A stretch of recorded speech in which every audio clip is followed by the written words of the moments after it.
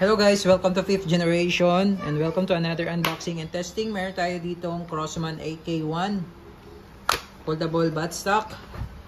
Ito yung release. Ayan. Napo-fold siya, pwede mo siyang lagyan ng accessories. Ayan, with full auto, semi-auto, and then safety. Ito yung switch. Ayan. And then adjustable yung sight niya. So depende sa range. So ngayon nakaset siya sa 3 meters. Ayan. So, depende sa range yan. Pwede mo siyang iset. Adjustable yan. Adjust yan. Set lang natin sa 2 to 3 meters. Quad rail for accessories. Front sight. Yan. AK1 air gun. 30 rounder drop magazine. May kasama na siyang BB loader. So, bala niya ay Bulitas 4.5 mm. Bulitas siya, tapos CO2 powered. Bali, yung magazine niya, pwede mo siyang lagyan ng dalawang CO2. Pwede rin isa. Ayan, so load tayo. Okay, load tayo ng bala muna. So, ito yung Bulitas 4.5. Ayan. Sagad mo lang sa dulo yung spring follower kasi tumuhulog yung bala. Pwede mo siyang gamitan ng BB loader.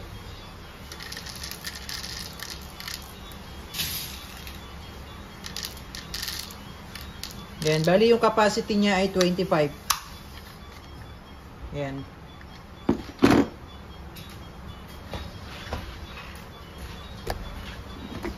Load tayo ng CO2. Lagyan lang ng konting oil.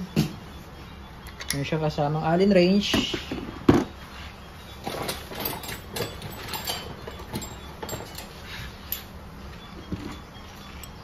Unahin natin sa may left side. Ayan, meron siya indicator first.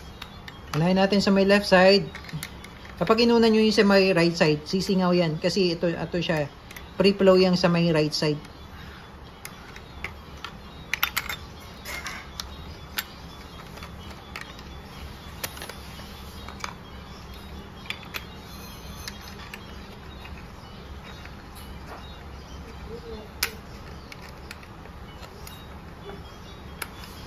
Pwede mo siya dito ilagay yung Allen.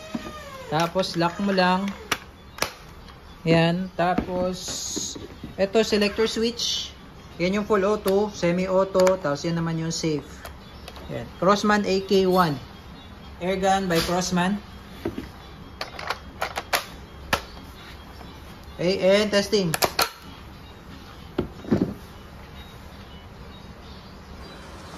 Okay, testing po. Crossman AK1 rifle, airgun rifle.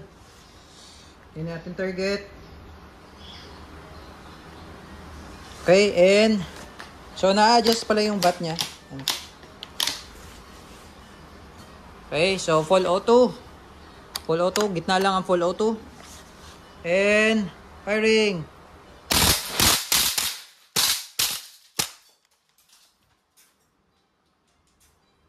Okay, so wala nang bala. Ito mag-release. Crossman AK1. Sarap.